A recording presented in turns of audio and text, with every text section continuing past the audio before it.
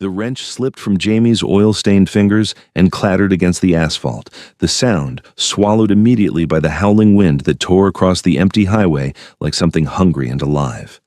She cursed under her breath, dropping to her knees to retrieve the tool, her joints protesting after 12 straight hours at the garage. The late shift had bled into overtime, and now here she was at nearly 2 in the morning, broken down on Route 9 with a busted alternator and a phone that had died an hour ago. The irony wasn't lost on her, a mechanic stranded with car trouble. Her boss would never let her hear the end of it. The darkness pressed in from all sides, thick and oppressive. No streetlights this far out, just endless stretches of cracked pavement cutting through dense forest. Jamie Erickson had lived in this small Oregon town her whole life, 23 years of knowing every back road and shortcut, but she'd never felt afraid of the dark, not until tonight. Something felt wrong. The air itself seemed to vibrate with tension, like the moment before lightning strikes. She was tightening the last bolt on her jury-rigged fix when headlights appeared in the distance, moving fast. Too fast. The car was a sleek black sedan, expensive-looking even from far away, and it was doing at least 90 on this narrow highway. Jamie barely had time to step back from the road before it flew past her, then brake lights. The car stopped so abruptly it should have left skid marks, then reversed with eerie smoothness until it was beside her. The driver's window descended without a sound. "Are you in need of assistance?" The voice that emerged was cultured, accent indefinably foreign, and sent an inexplicable shiver down her spine despite its politeness. Jamie approached cautiously, wiping her greasy hands on her coveralls. "I'm good. Just needed to—" The words died in her throat as she got her first look at the driver. He was the most beautiful person she'd ever seen. And the strangest. Skin so pale it seemed to glow in the darkness, hair white silver and swept back from a face that could have been carved from marble by some obsessive Renaissance sculptor. High cheekbones, full lips, a jaw that could cut glass. But it was his eyes that made her breath catch dark as midnight, ancient and knowing, fixed on her with an intensity that made her feel simultaneously naked and protected. "Your vehicle is disabled," he observed, his gaze flickering to her battered pickup. It wasn't a question. "Alternator gave out. I've got it working enough to get home." Jamie found her voice, though it came out rougher than intended. "Thanks for stopping, though. Not many people would. Not many people travel this road at this hour." His eyes hadn't left her face. "It is dangerous." Something in the way he said dangerous made her pulse quicken. "I can handle myself." The corner of his mouth lifted not quite a smile, but something close. "I have no doubt." He was silent for a moment, his fingers drumming once against the steering wheel. Even that small movement was graceful, deliberate. "Nevertheless, I would feel more at ease if you would allow me to ensure you reach your destination safely." "This road." He paused, choosing his words carefully. "There are things in these woods that hunt at night." "Things?" Jamie couldn't help the skeptical note in her voice, even as some instinct deep in her gut whispered that he was telling the truth. "Teeth things," he confirmed, offering nothing more. "Please, I insist." Maybe it was exhaustion, or maybe it was the genuine concern in those impossibly dark eyes, but Jamie found herself nodding. "Let me grab my tools." "Leave them. I will ensure their safety."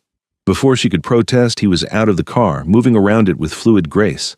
Up close, he was even more striking, easily 6'3", dressed in what looked like a designer suit that probably cost more than her annual rent. Everything about him screamed wealth and power, from his polished shoes to the way he carried himself like he owned the entire highway. "I'm Jamie," she offered as he opened the passenger door for her with old-fashioned courtesy. "Draven Zarathis."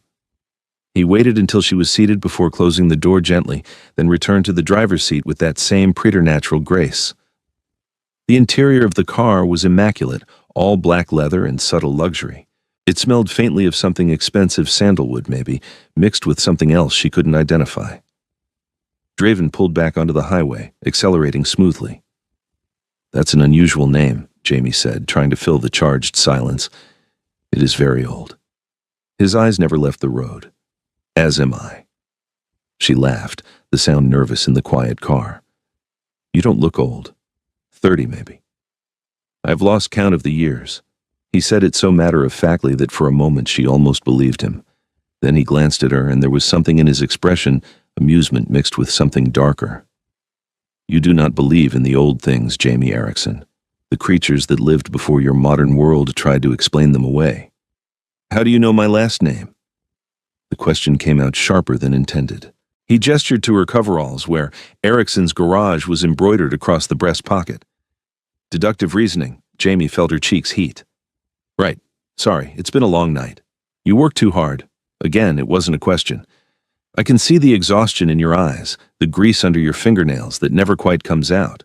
You give everything to your work and leave nothing for yourself. The observation was so accurate it stung. You don't know me. No, he agreed quietly. But I would like to. The words hung in the air between them, weighted with meaning Jamie didn't quite understand. She turned to look at his profile, this strange, beautiful man who'd appeared out of nowhere. Why did you really stop? Draven was quiet for so long she thought he wouldn't answer. When he finally spoke, his voice was barely above a whisper. Because I sensed something pure on this dark road, something worth protecting. His hands tightened on the steering wheel. And because there were others nearby who would have found you. Others who would not have been so restrained. Others like you? The question escaped before she could stop it. His laugh was low and rich. You are more perceptive than most. Yes, others like me, though none are truly like me. The last part was said with quiet pride. I am what your stories call vampire, Jamie, and I am very old and very dangerous, and I should not be sitting here with you now because everything about this violates the laws my kind have followed for millennia. But from the moment I sensed your presence, I could not bring myself to simply drive past. Jamie should have panicked, should have demanded he stop the car, should have reached for the door handle, should have done anything except sit there feeling oddly calm. But his words resonated with something deep inside her, something that recognized truth when it heard it. Vampires, she said slowly, are real. As real as the breath you draw, as real as the blood in your veins. His voice dropped lower. As real as the hunger I feel when I am near you. Are you going to hurt me? Her voice didn't shake. She was surprised by that. Never. The word came out fierce, almost violent. I would destroy anyone who tried, including myself if necessary. From the moment I saw you, you became mine to protect. I do not expect you to understand. I barely understand it myself. But it is truth. They were approaching the outskirts of town now, the scattered lights of civilization pushing back the darkness. Jamie directed him to her apartment complex, a modest two-story building that had seen better decades. Draven pulled into the parking lot but didn't turn off the engine. I need to see you again, he said, turning to face her fully. In the dim light from the dashboard, his skin seemed to glow, his eyes reflecting like an animal's. I know I should not. I know this breaks every rule my kind has lived by, but I cannot simply let you walk away. Jamie's heart hammered against her ribs. Every rational part of her brain screamed that this was insane, that she should run and never look back. But she thought of her empty apartment, her lonely life of work and sleep and nothing else.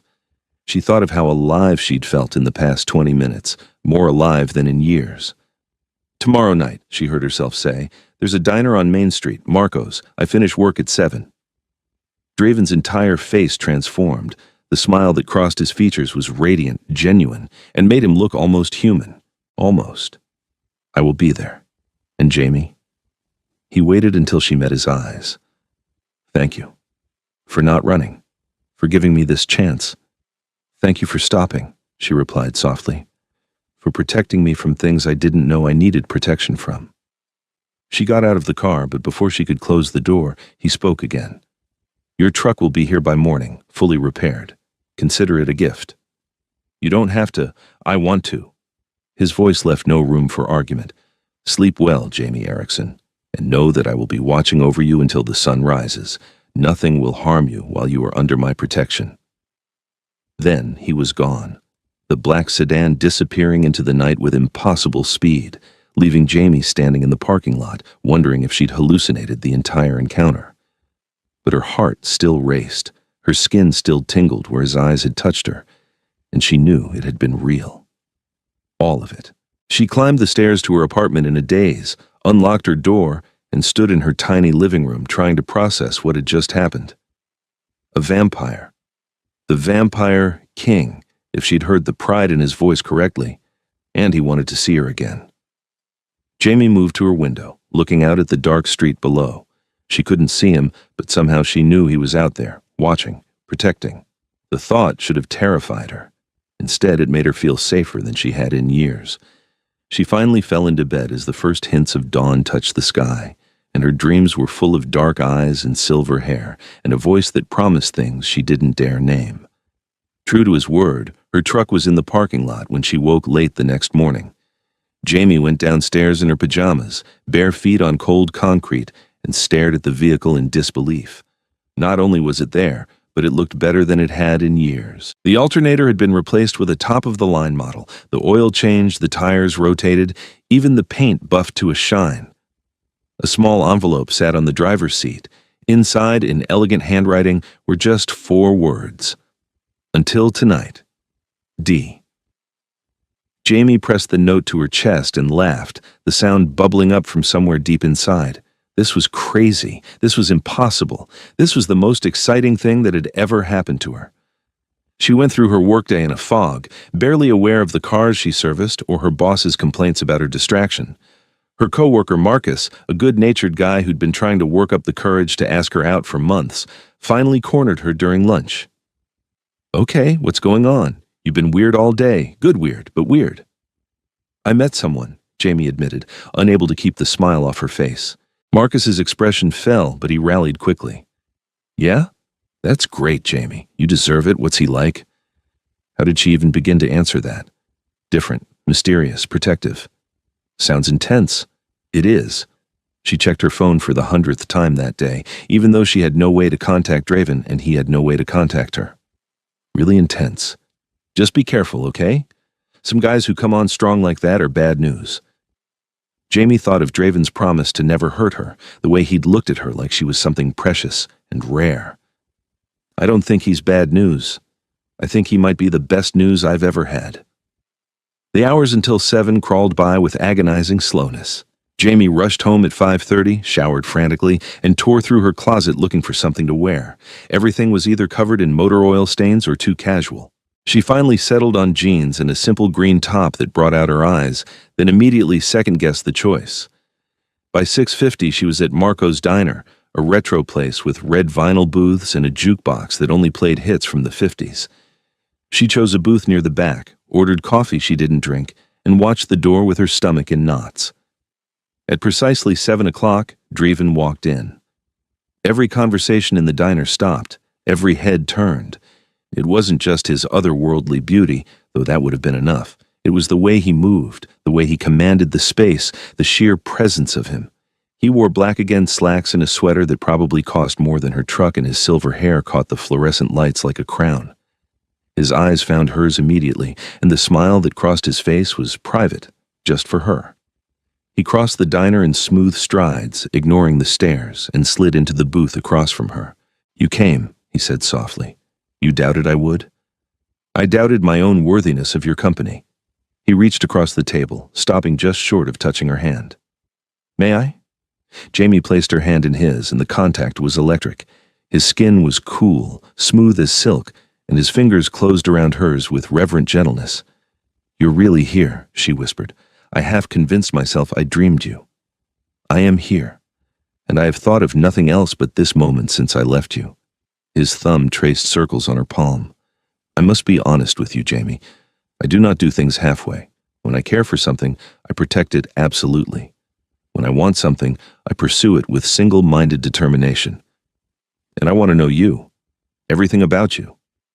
"That's a lot to put on a second meeting," she said, but she didn't pull her hand away. "I told you I am old.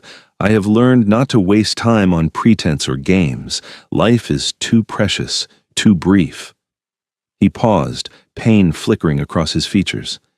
"Even my long life has taught me that truth." The waitress approached, an older woman named Dolly who'd worked at Marco's for 30 years. She barely glanced at her notepad, too busy staring at Draven. "What can I get you folks?" "Just coffee for me," Jamie said. Draven's expression turned apologetic. "I do not eat food as you do. But I will have water, please." Dolly nodded slowly, still staring, then shuffled away. Several other diners were watching too, whispering behind their hands. Jamie felt a flush of protectiveness. People are looking. They always do. My kind does not blend well, no matter how we try. He leaned forward, lowering his voice. But I am beyond caring what they think. The only opinion that matters to me is yours. Tell me about yourself, Jamie said. The real story. How old are you really? Where are you from? Draven was quiet for a moment, his fingers still entwined with hers. I was born in what is now called Romania, though it had a different name then. It was before the time of Christ, before Rome conquered the known world. I was the youngest son of a tribal chieftain, arrogant and hungry for glory. His eyes grew distant, remembering. I was turned during a battle, bleeding out in the mud when something found me. Someone.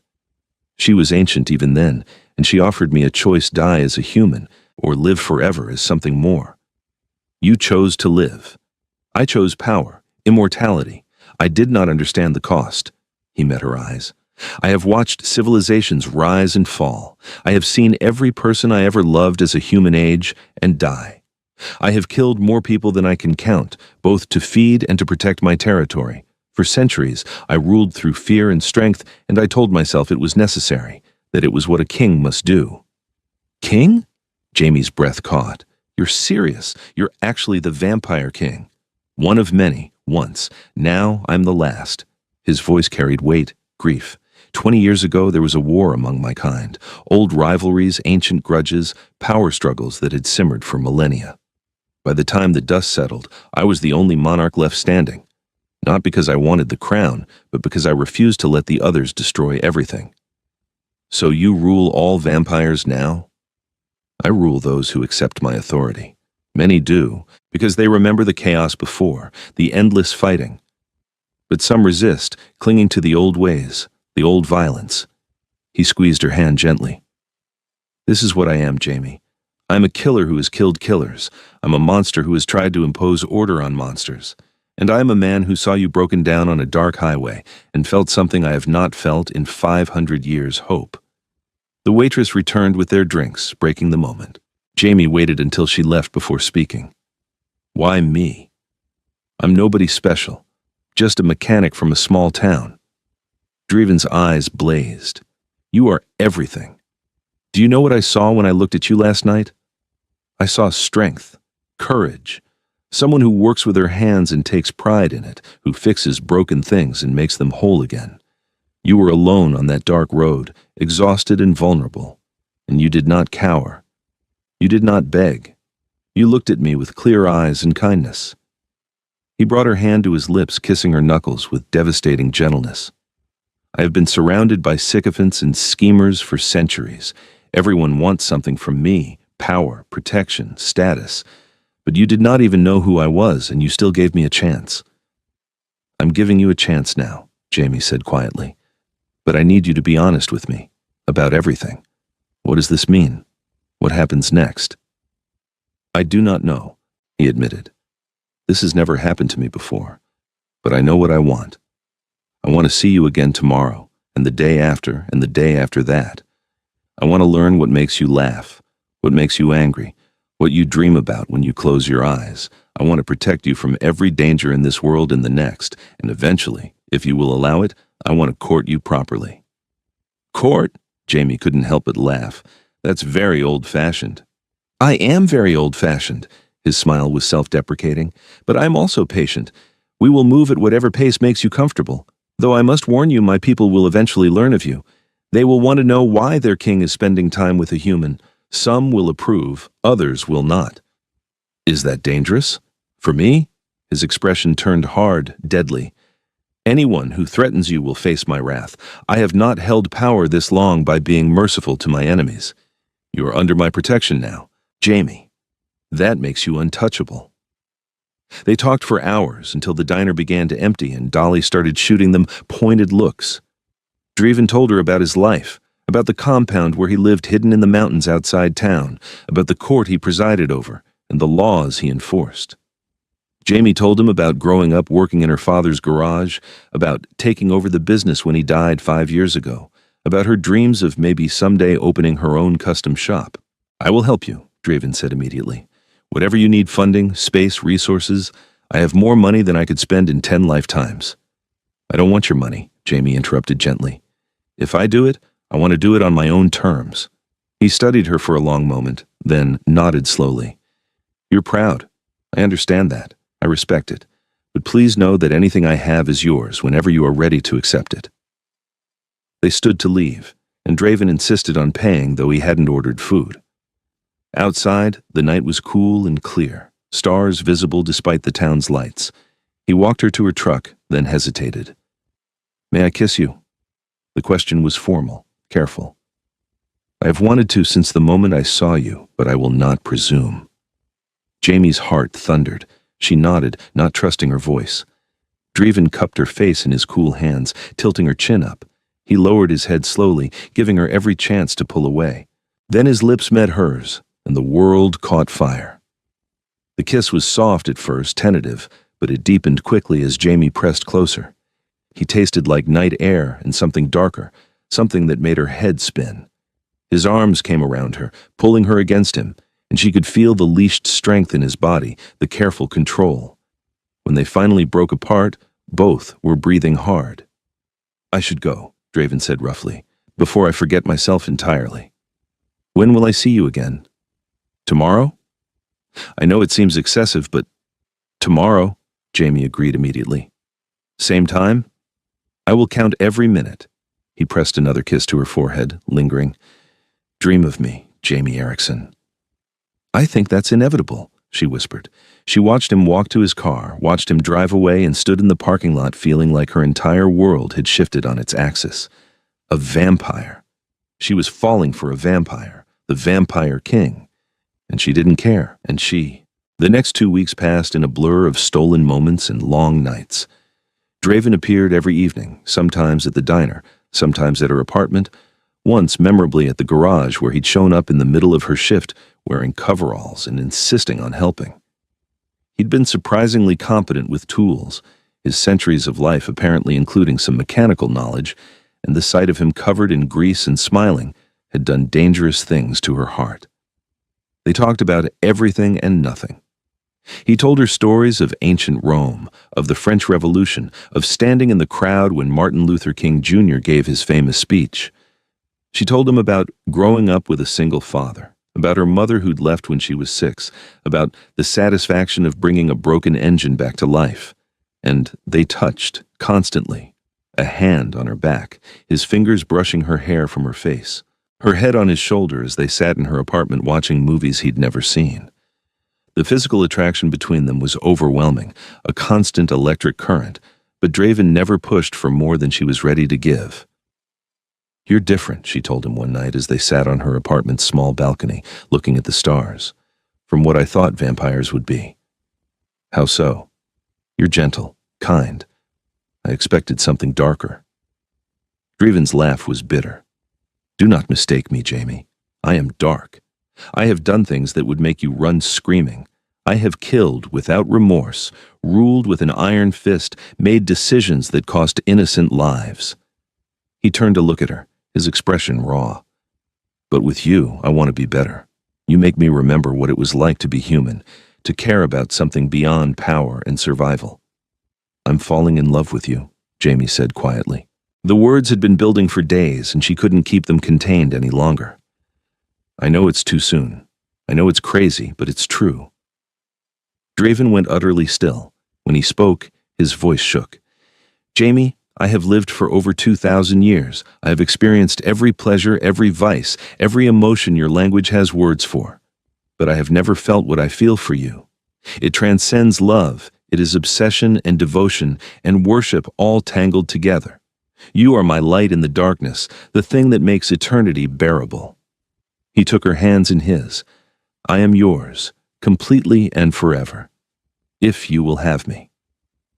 She kissed him instead of answering, and this time, when the kiss deepened, when his hands slid under her shirt and hers tangled in his silver hair, she didn't pull back.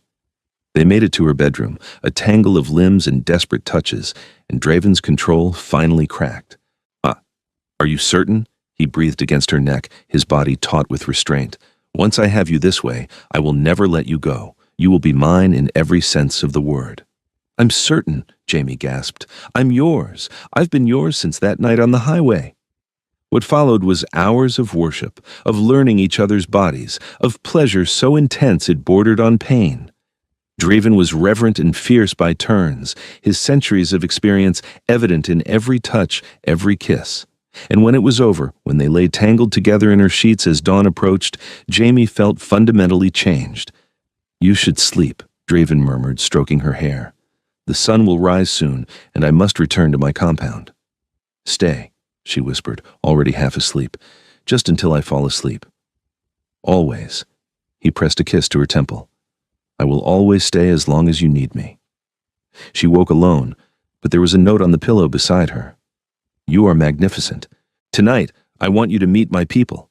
If you are willing." Jamie clutched the note, nerves and excitement warring in her stomach. Meet his people, his court, the other vampires. This was real. This was happening. She called in sick to work the first time in 3 years and spent the day in a nervous frenzy. What did one wear to meet a vampire court? She finally settled on a simple black dress, nothing fancy but elegant enough to feel appropriate. By the time 7 o'clock arrived, she was pacing her apartment, hands shaking. Draven arrived exactly on time, dressed in full formal wear, a black suit that looked hand-tailored, silver cufflinks, his hair swept back elegantly. He looked like royalty. He looked like a king. "You are beautiful," he said softly, taking in her appearance. "But you could wear rags and still outshine everyone in my court." "I'm terrified," Jamie admitted. "Do not be. I will be with you every moment, and they will show you respect because you are mine." He offered his arm. "Come, let me show you my world." The drive to his compound took 40 minutes, winding up into the mountains on roads that barely deserved the name. Finally, they pulled up to what looked like a massive estate, all stone walls and Gothic architecture hidden among the trees. It was breathtaking and intimidating in equal measure. "You live here," Jamie breathed. "I have many residences. This is my primary home in this region." He led her inside, through halls decorated with priceless art and antiques. Everything spoke of wealth and age and power. They descended a grand staircase into what could only be called a throne room. It was massive, with vaulted ceilings and marble floors, lit by hundreds of candles in iron chandeliers.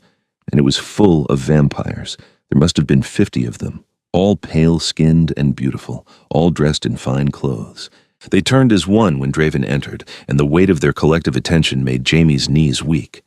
But Draven's hand was steady on her back, guiding her forward to a raised dais where 2 thrones sat, one large, one slightly smaller.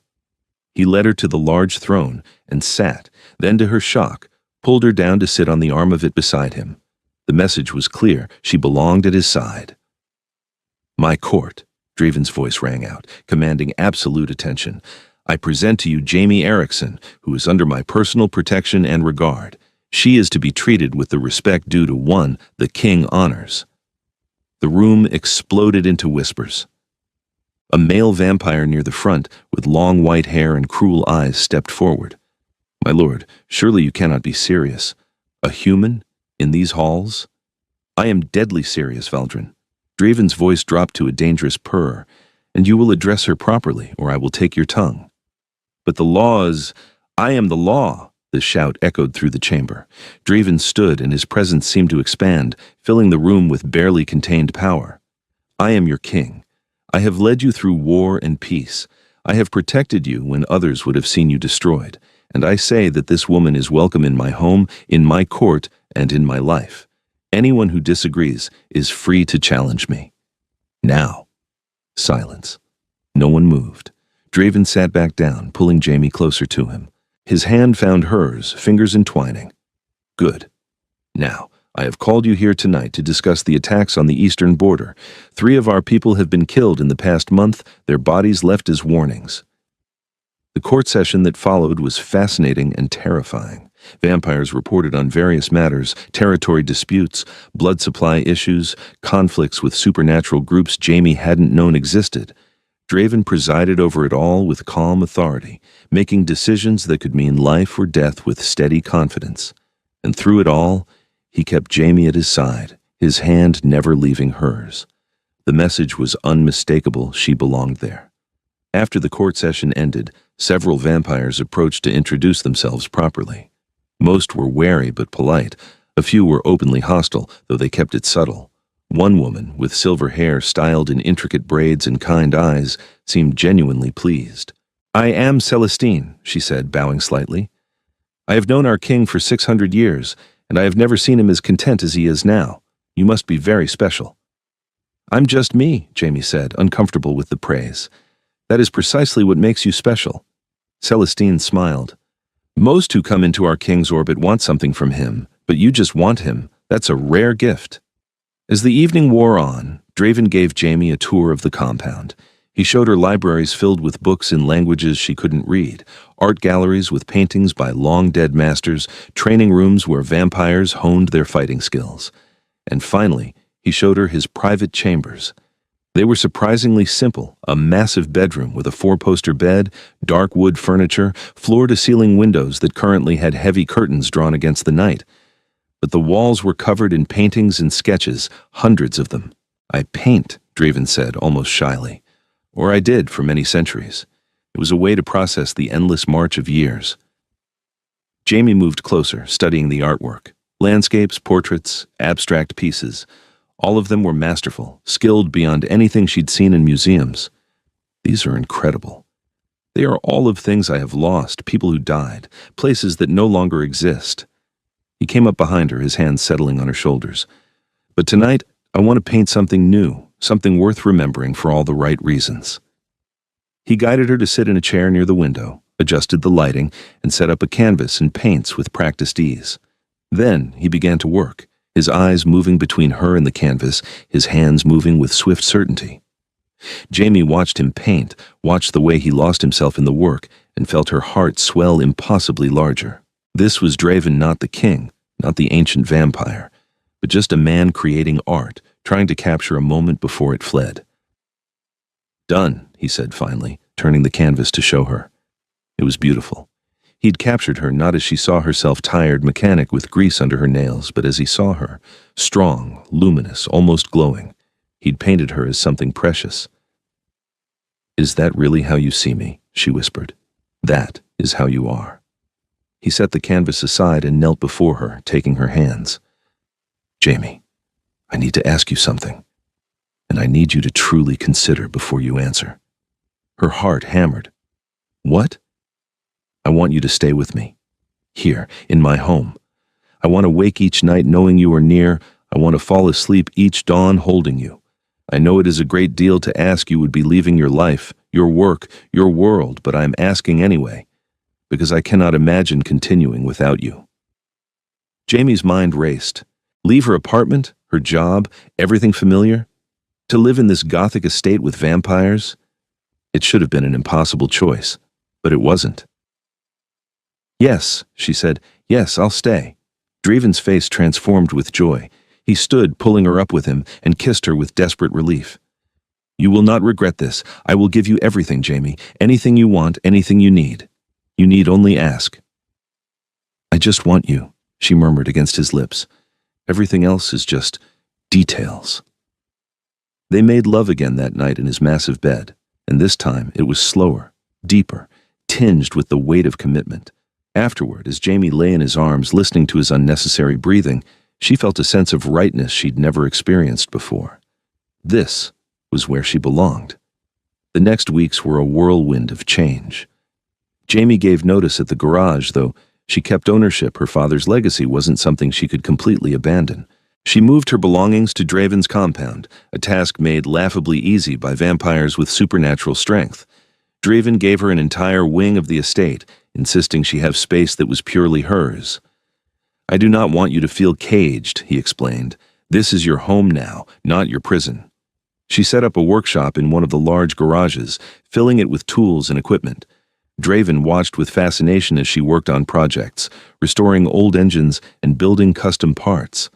Once, she caught him simply standing in the doorway, watching her work with such tender affection on his face that she had to stop and kiss him. But it wasn't all peaceful domestic bliss. The vampires who had seemed hostile at her first court session grew bolder. Valdrin in particular seemed determined to undermine her, making snide comments about human fragility and mortality whenever Draven wasn't immediately present. "You should not be here," he told her one evening, cornering her in a hallway. "You are a distraction, a weakness. One day you will age and die, and our king will be left broken. It would be kinder to leave now." "That's not your decision to make," Jamie said, refusing to back down despite her racing heart. "Or mine. It's Draven's.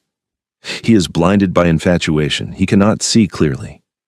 "He sees perfectly well." Draven's voice cut through the hallway like a blade.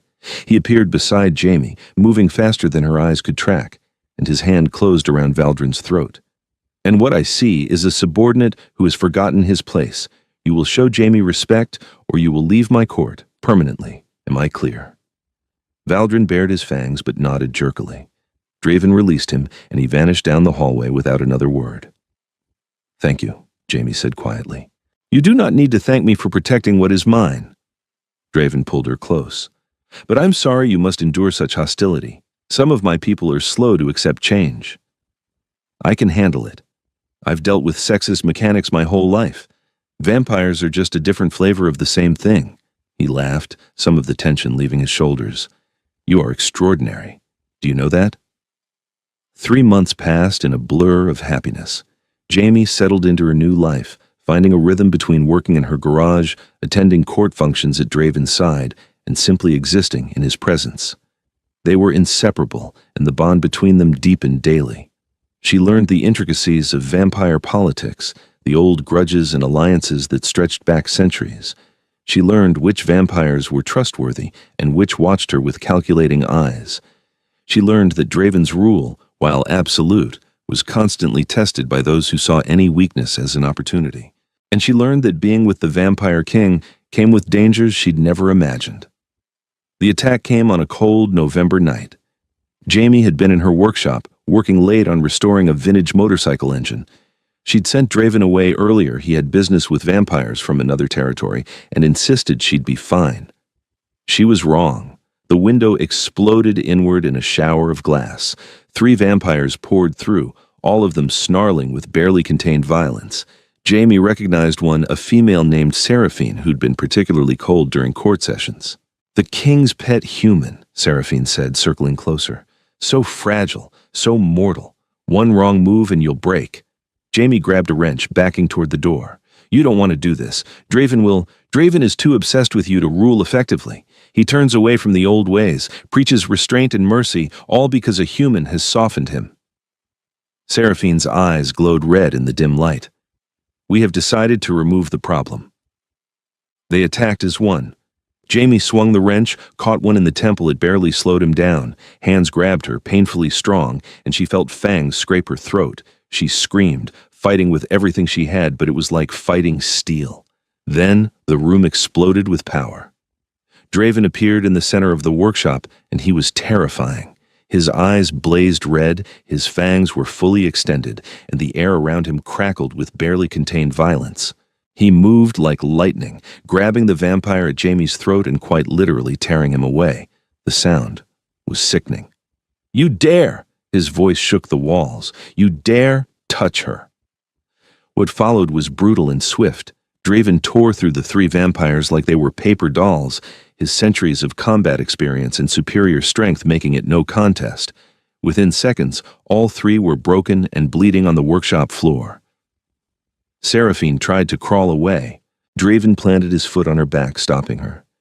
"You have violated my direct protection. You have attacked what is mine. Give me one reason I should not end you here and now." "The old ways," Seraphine gasped.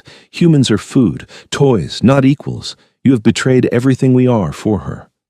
"Then I will gladly betray you." His voice was cold as death.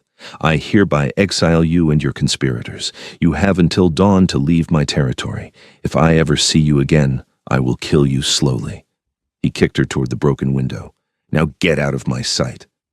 The 3 vampires fled, moving as fast as their injuries allowed.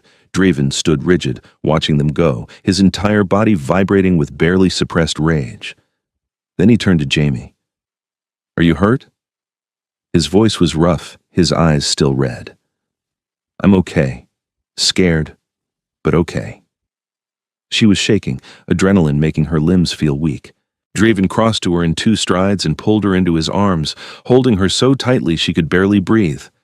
"I'm so sorry. I should have been here. I should have protected you better. This is my fault." "It's not your fault. They made their choice. A choice they made because of my weakness." He pulled back to look at her, and his expression was tortured. "They are right, Jamie. You are a weakness. As long as you are mortal, as long as you can be hurt and killed, you will be a target. Every enemy I have will come for you eventually." Jamie's breath caught. "What are you saying?" "I'm saying I cannot bear to lose you. I cannot spend every moment terrified that someone will hurt you to get to me." His hands framed her face, trembling. "I am saying there is a way to protect you, to make you strong enough that no one would dare attack you. But it would mean changing you, making you like me." "You mean turning me into a vampire?" The words hung in the air between them. "Yes." Draven's voice was barely a whisper. "I know it is an enormous thing to ask.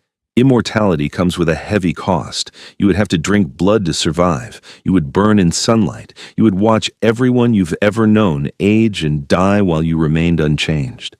It is not a gift, it is a curse, dressed in pretty lies."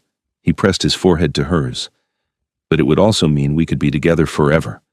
You would be my equal in truth, my partner, my queen. And you would be safe." Jamie's mind reeled. Become a vampire, live forever, give up sunlight, normal food, her humanity. It was an impossible choice, but she thought of the attack, of how helpless she'd been. She thought of Draven's face, the terror in his eyes when he'd burst into the room. She thought of growing old while he remained young, of eventually dying and leaving him alone again. "If I do this," she said slowly, "I want to understand everything, all the costs, all the consequences.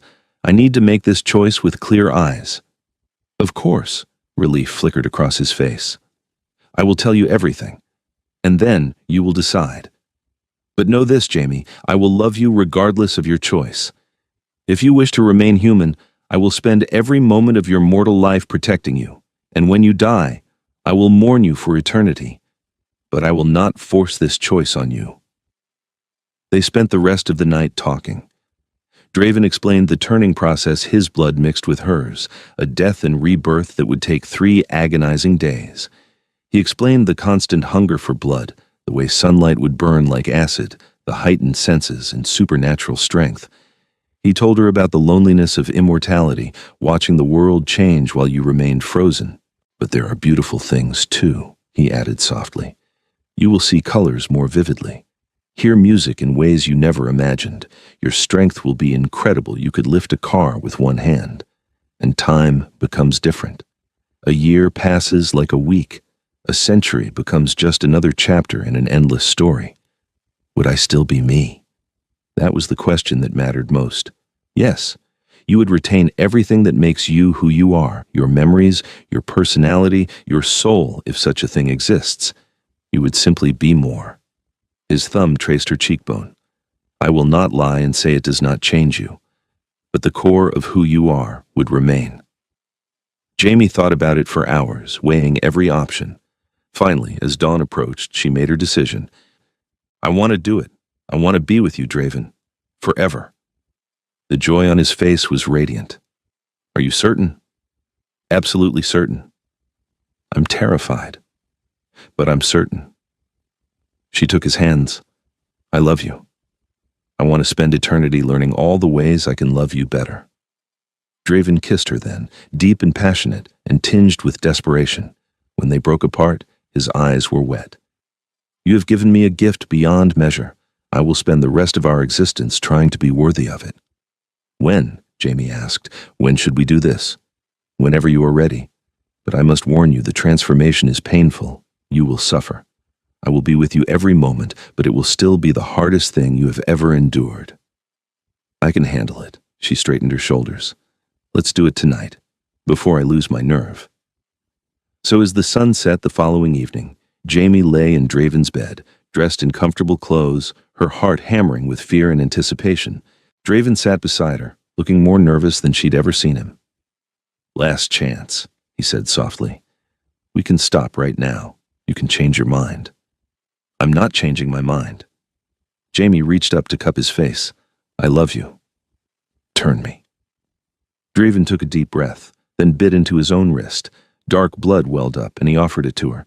Drink, as much as you can. The blood tasted like copper and midnight, and something indefinably other. Jamie forced herself to swallow, once, twice, 3 times. Her stomach roiled, but she kept drinking until Draven pulled his arm away. Now me, he whispered, and his fangs extended fully. I will try to be gentle. He struck fast, his fangs sinking into her throat.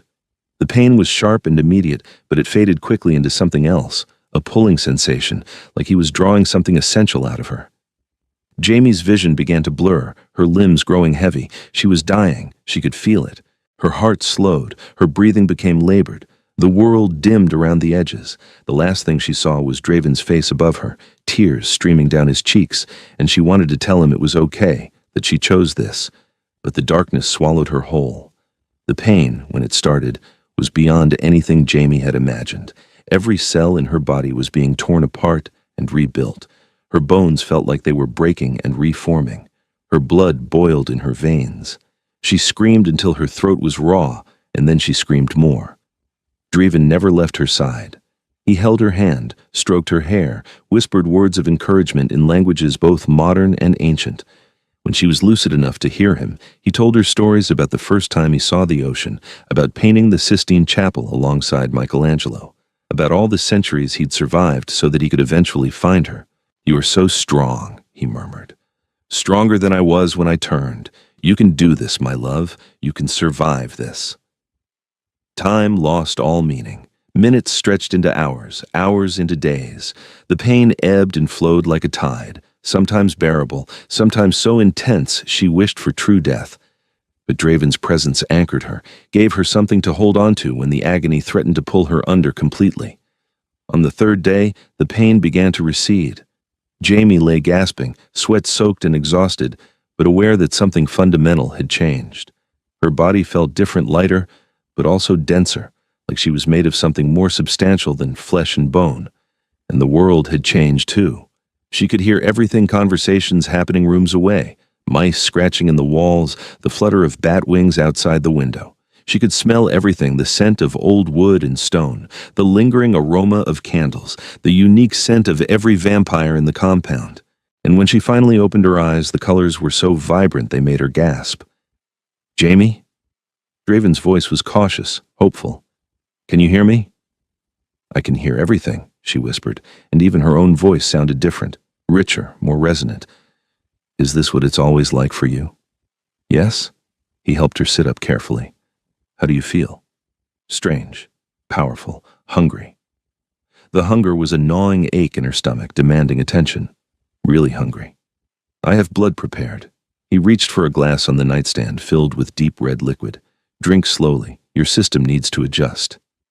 The blood tasted incredible. It sang through her veins, filling the hollow places, making her feel strong and whole and alive in a way she'd never experienced as a human. She drained the glass in seconds, then looked at Draven with wide eyes. More? He laughed, the sound rich with relief. You can have as much as you need, but first, he held up a mirror. Do you want to see? Jamie took the mirror with trembling hands. The face looking back at her was familiar but changed. Her skin was pale now, luminous. Her eyes were brighter, more intense. When she smiled experimentally, she saw fangs small but unmistakable. I'm a vampire, she breathed. You are magnificent. Draven took the mirror away and pulled her into his arms. You survived the turning. You are immortal now, Jamie, my equal, my partner. His voice dropped to a whisper. My queen, if you will accept the role. Jamie pulled back to look at him, reading the hope and vulnerability in his expression. Your queen?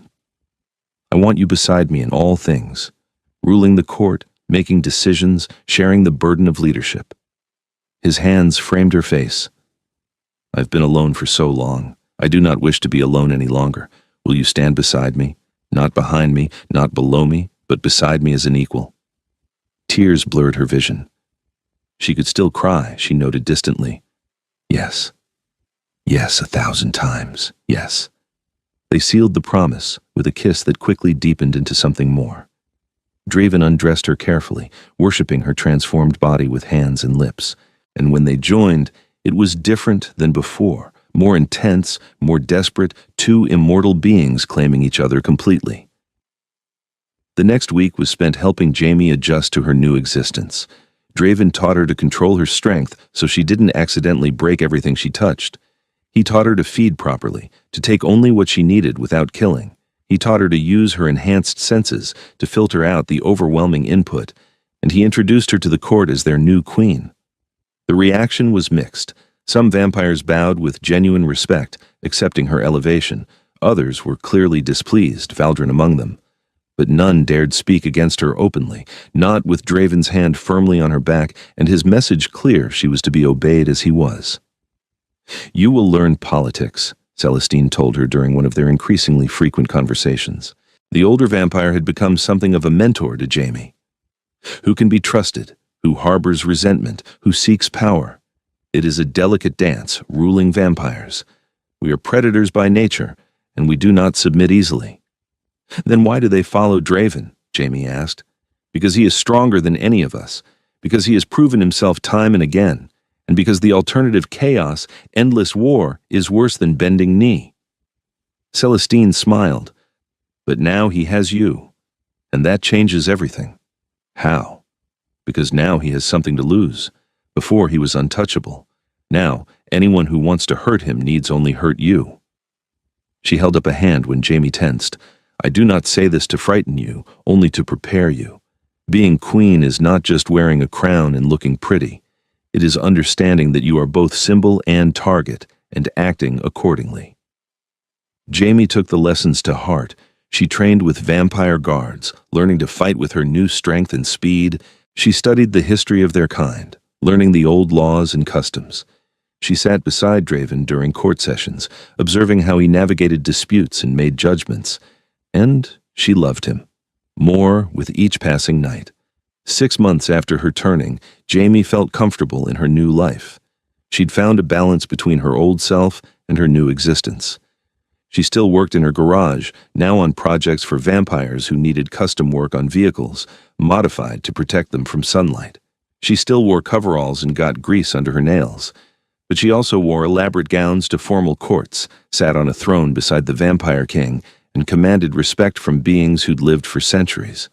It was during one such formal court that everything fell apart. A messenger arrived, a young vampire named Thomas who looked terrified. He knelt before the throne's head bowed. "My king, my queen, I bring urgent news from the Western Territories." "Speak," Draven commanded. "The exiled vampires, Seraphine Valdrin and their followers, have been gathering forces. They have allied with rogues and outcasts, and they are planning an attack. They mean to overthrow you and reinstate the old ways." Thomas's voice shook. "And they are specifically targeting Queen Jamie.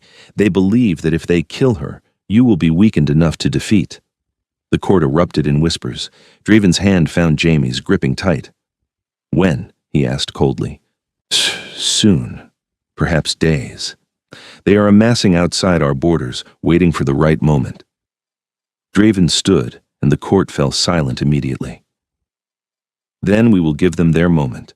Send word I will meet them at the old battlefield, 3 nights from now. But this time, it will not be war. It will be execution. Any who stand against me will die." He turned to Jamie. "You will stay here, protected." "No." She stood as well, her voice carrying through the chamber. "I'm your queen. I fight beside you, not behind walls. Jamie, please." "No." She faced him fully, aware of every eye on them. "You said we were equals, partners. That means I stand with you in all things, even this." Something flickered in Draven's eyes. Fear, pride, love all mixed together. Finally, he nodded. "Together, then. But you stay close to me. Always. Always," she agreed. The next 3 days were spent in preparation. The compound became an armed camp, every vampire gearing up for battle. Draven's most loyal followers, including Celestine, volunteered to fight at their side. Weapons were distributed, strategies planned. On the night of the battle, Jamie dressed in black leather armor that Draven had commissioned for her, flexible but strong. She braided her hair back, checked her weapons, two silver daggers that felt perfectly balanced in her hands. When she looked at herself in the mirror, she barely recognized the person looking back. 6 months ago, she'd been a mechanic in coveralls. Now she was a vampire queen preparing for war. Draven appeared behind her, also armored, looking every inch the warrior king he'd been for millennia. Last chance to stay behind. Not happening. She turned to face him. We do this together. He pulled her close, kissing her fiercely. If anything happens to me, nothing will happen to you. But if it does, promise me you will run. You will survive. You will not waste your immortality seeking revenge. I promise, Jamie lied, knowing she would burn the world down if anyone hurt him. They assembled their forces, 200 loyal vampires against an estimated 300 rogues. Not ideal odds, but Draven's people were better trained, more disciplined, and they had their king, who was worth an army by himself. The old battlefield was a clearing in the deep forest, far from human civilization. When Draven's forces arrived, the rogues were already there, spread out in loose formation. At their head stood Seraphine and Valdrin, both looking confident and cruel. "Draven!" Seraphine called out. "So good of you to accept our invitation. And you brought your pet human. Oh, wait, your pet vampire now. How touching." "This is your last chance," Draven said, his voice carrying easily across the clearing. "Disperse now. Return to your own territories. I will not hunt you if you leave this moment. So you can continue weakening our race with your human sympathies? So you can let that thing continue pretending to be our queen?" Valdrin stepped forward. "We will not. We challenge you, Draven Zarathis, for leadership of all vampires, the old way trial by combat." A challenge. Jamie's blood ran cold. She knew enough about vampire law to understand what this meant. Single combat, Draven against whomever the rogues chose as their champion, to the death, with the winner taking command of both forces. "I accept," Draven said calmly. "Who do you send against me?" "I will fight myself," Valdrin said, grinning. "And when I rip out your heart, I will make your false queen watch before I kill her too." The clearing was cleared, vampires on both sides forming a large circle. Draven handed Jamie his weapons, pulling her close for one last moment. "Whatever happens, remember I love you. For eternity."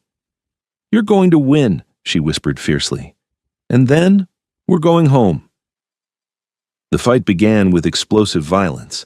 Valdrin was fast and vicious, attacking with the fury of long-suppressed resentment, but Draven was faster. He was also stronger, smarter, and had 2,000 years more experience. He met every attack with perfect defense, countering with strikes that drew blood and bone. The battle raged for what felt like hours. Both vampires took damage. Draven had a nasty gash across his ribs. Valdrin was missing part of his face, but it was clear who had the upper hand. Draven was wearing his opponent down, using his superior skill to tire and weaken him. Finally, with a move almost too fast to see, Draven got behind Valdrin, his hand closing around the other vampire's throat. "Yield," he commanded. "Never," Valdrin gasped. "So be it." Draven's hand tightened, and there was a terrible cracking sound. Valdrin's body went limp, his head hanging at an unnatural angle. Draven dropped the corpse and turned to face the assembled rogues. "Anyone else wish to challenge me?"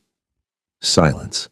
Then, one by one, the rogues began to kneel. Seraphine was the last, her face twisted with fury, but even she eventually bent knee. "You are all banished," Draven said coldly. "You have 1 week to leave my territories. If I see any of you again, you will join Valdrin in death. Now go." The rogues fled into the forest, leaving their dead leader behind. Draven's forces erupted in cheers, celebrating their king's victory. But Draven only had eyes for Jamie, crossing to her in swift strides and pulling her into his arms. "It is over," he murmured into her hair. "It is finally over." Jamie held him tight, feeling his body shake with aftermath adrenaline. "You were magnificent. I fought for you, for us. I would have torn apart 1,000 vampires to keep you safe." They returned to the compound as dawn approached, victorious but exhausted. Draven's injury needed tending. Vampire healing was fast, but silver weapons left scars that took time. Jamie insisted on cleaning and bandaging the wound herself, her hands gentle on his skin. "I was terrified," she admitted as she worked, "watching you fight, knowing you could die. I could not die, not when I have eternity with you to look forward to." He caught her hand, bringing it to his lips. "You are my reason, Jamie. The thing that makes immortality bearable. I would fight 1,000 battles to keep you. Let's hope you don't have to. She finished bandaging him and sat back. Can we have some peace now? Just for a while? We can have peace for as long as you wish. Draven pulled her onto the bed beside him, arranging her against his chest. Rest now. We have all the time in the world. The months that followed were blissfully peaceful. With the threat of rebellion crushed, the vampire territories settled into calm. Draven's rule became even more secure, and with Jaime at his side, he instituted changes: less violence, more diplomacy, fairer laws for all vampires. Jaime thrived in her role as queen. She discovered she had a talent for negotiation, for finding compromises that satisfied feuding parties. The vampires who'd been skeptical of her began to respect her, and eventually even to appreciate her.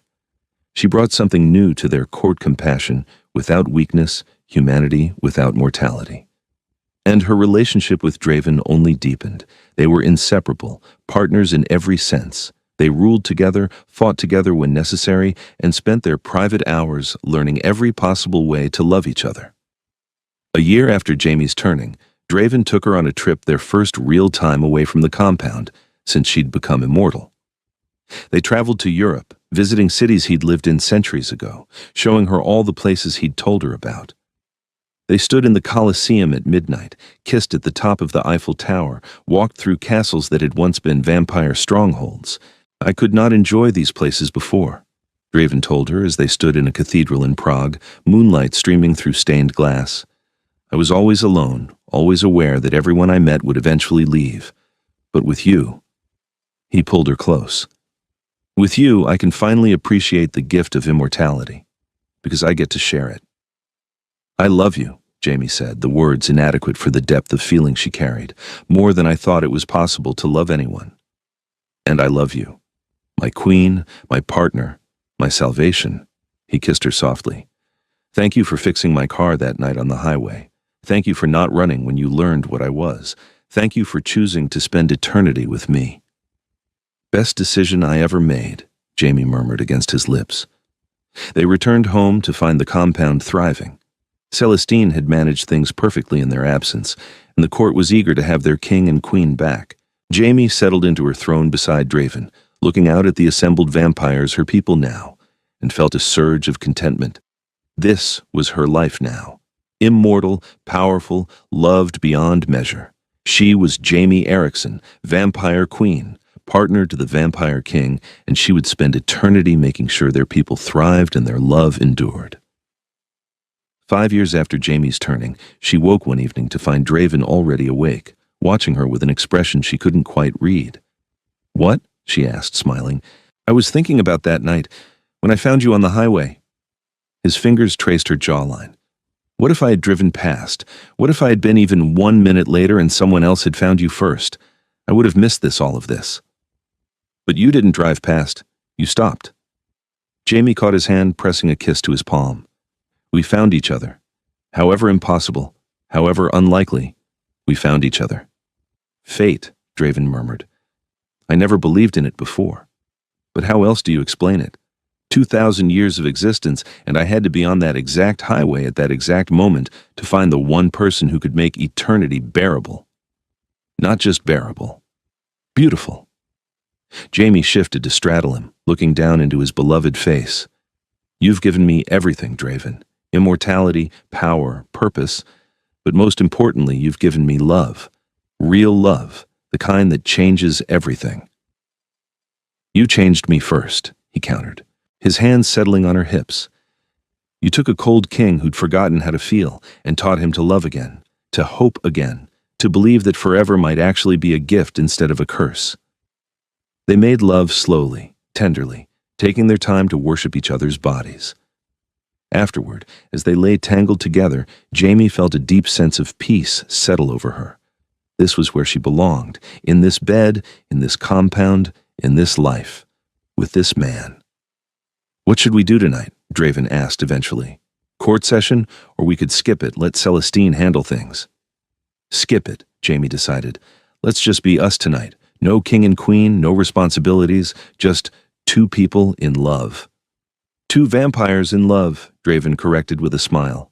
Two vampires in love, she agreed. They spent the evening in their private quarters, just talking and laughing and existing together. Draven played piano, another talent he'd developed over his long life, while Jamie listened. She told him about a new project she wanted to start, a program to help younger vampires adjust to immortality. He suggested resources, offered support, promised to back whatever she wanted to do. "You've made me a better ruler," he told her as midnight approached. "More compassionate, more willing to change. My people respect that, even those who initially resisted you." "Our people," Jamie corrected. "We rule together, remember?" "How could I forget?" He pulled her into his arms, swaying to music only they could hear. "You remind me constantly, my fierce, strong, perfect queen." They danced in the moonlight streaming through their windows, two immortal beings who'd found something precious and rare true love that would last forever. Outside, the compound was quiet, their court secure, their territories at peace. 10 years after that night on the highway, Jamie stood on the balcony of their compound, looking out at the forest and mountains beyond. Draven came up behind her, wrapping his arms around her waist and resting his chin on her shoulder. "Happy?" he asked softly. Deliriously, she leaned back against him. "Thank you." "For what?" "For stopping that night, for seeing something in me worth protecting, for loving me enough to give me forever." She turned in his arms to face him. "For being you." Draven's smile was radiant.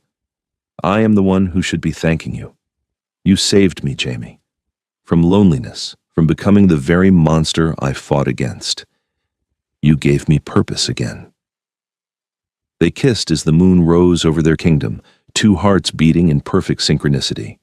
The broken-down mechanic and the ancient vampire king, brought together by chance or fate or something greater than either. And they had eternity to keep falling deeper in love, to build their kingdom, to write their story. Because some loves are worth fighting for, worth dying for, worth living forever for, and theirs was all three. Years continued to pass, each one bringing new adventures, new challenges, new depths to their relationship. Jamie proved herself time and again as a queen, her decisions wise and her compassion legendary among their people. And Draven became softer, more open, the cold distance of his early centuries melting under the warmth of her love. They faced threats together, rogue vampires, supernatural conflicts, the occasional human who stumbled onto their existence. But nothing could break them, nothing could separate them. They were bonded in a way that transcended even vampire mating, two souls perfectly aligned. On the 20th anniversary of Jamie's turning, Draven organized a celebration. The entire court gathered, hundreds of vampires from all their territories. There was music, dancing, blood wine flowing freely. And at midnight, Draven stood and called for silence. 20 years ago, I made the best decision of my endless existence. I chose to turn the woman I loved into my equal. And every night since, she has proven that decision wise. He reached for Jamie's hand, pulling her to stand beside him. "Jamie Erickson Zarathis, you are my queen, my partner, my love. And tonight, before all our people, I want to renew my vow to you. I will love you for eternity. I will protect you with my last breath. I will stand beside you through every challenge, every joy, every moment of our immortal existence. You are mine, and I am yours, forever." Jamie's eyes filled with tears. "I vow the same. Forever, Draven, no matter what comes." The court erupted in cheers. Vampires toasted their king and queen, celebrating a love that had become legend among their kind. And as the party continued around them, Draven pulled Jamie aside to a quiet balcony. "I have something for you." He produced a small box, opening it to reveal 2 rings, simple bands of platinum, each engraved with symbols from ancient vampire tradition. "We don't really do marriage," Jamie said, laughing through her tears. "We do now." Draven slipped 1 ring onto her finger, then offered her the second. "If you will marry me, by human custom and vampire bond, make me yours in every way possible." "Yes, always yes." She slid the ring onto his finger, and they kissed as fireworks exploded overhead, a gift from some of their people, celebrating their king and queen. They were married that same night in a ceremony that blended vampire tradition with human custom. Celestine officiated, ancient words in dead languages mixing with modern vows of love and devotion. And when it was done, when they were bound by every law of both their worlds, they disappeared to their private chambers and spent the night showing each other exactly what forever meant. More years passed, decades. Jaime and Draven's rule became the foundation of a new era for vampires, one of cooperation and progress rather than violence and dominance. Their compound became a haven for vampires seeking peace, and their example inspired other vampire leaders to follow suit. Jaime never forgot her human roots. She maintained her garage, working on cars and machines because it kept her grounded. And she made sure human-vampire interactions were carefully managed, reducing conflicts and protecting both species. Draven, for his part, discovered joy again. He painted regularly, always with Jaime as his subject. He played music. He laughed often, something his older courtiers still marveled at. The cold vampire. King of centuries past became something warmer, something better, all because of the mechanic who'd stolen his heart on a dark highway. They traveled the world together, seeing everything from aurora borealis to coral reefs, from ancient temples to modern cities. Every experience was enhanced by sharing it, by having someone to turn to and say, "Are you seeing this?" Every sunset watched from their protected chamber was more beautiful because they watched it together. And through it all, their love never dimmed. If anything, it grew stronger, deeper, more essential with each passing year. They were two halves of one whole, perfectly balanced, eternally devoted. On their 50th anniversary, they stood in the same spot where they'd first met Route 9, that lonely stretch of highway where Jaime's truck had broken down. Draven had purchased the land, preserving it exactly as it had been that night. 50 years, Jaime marveled. It feels like both forever and no time at all. That's the nature of immortality with the one you love. Every moment matters, but the years blur together into one long, beautiful dream. Draven pulled her close. "I love you, Jaime. More now than I did 50 years ago, more than I did yesterday, more than I will tomorrow, though I will love you more tomorrow than today." "That's a lot of love," she teased. "Eternity worth," he confirmed, "and we have only just begun." They kissed there on the highway, two vampires reclaiming the spot where their story had started. The place where a broken-down mechanic had met the Vampire King, and both their lives had changed forever. The compound waited for them, their court eager for their return. There were decisions to make, disputes to settle, the endless work of ruling. But for this moment, they stood together in the place where it all began, remembering and celebrating. Because some stories have perfect beginnings, some loves are written in the stars, and some mechanics fix more than just cars, they fix broken souls, turning ancient kings back into men capable of love. Jaime and Draven walked back to their car hand in hand, ready to return to their kingdom, their people, their life together, ready for the next 50 years, and the 50 after that, and all the centuries beyond, because they had forever. And forever was just long enough to love each other properly. As they drove away from the highway where their story began, Jaime looked over at her husband, her partner, her king, and she smiled, knowing that of all the choices she'd made in her life becoming a mechanic, staying in her hometown, stopping to fix her truck that night, the best choice was accepting a ride from a beautiful stranger with silver hair and dark eyes. Everything else had followed from that moment, all the love, all the adventure, all the joy. It had started with a broken-down truck and a vampire who couldn't drive past someone in need, and it would last forever. Their story was complete, every thread woven together, every question answered. They had faced death and danger, they had fought battles and won wars, they had built a kingdom on love and trust, and they had found, in each other, the thing every immortal being secretly craves a reason to keep living. Jaime Erickson. Zorathis, vampire queen and former mechanic, had fixed more than a car that night on the highway. She'd fixed a lonely king's heart, and in return, he had given her everything: immortality, love, purpose, and a happily ever after that would truly last forever. The end of their beginning, the start of their eternity, perfect, complete, and absolutely real.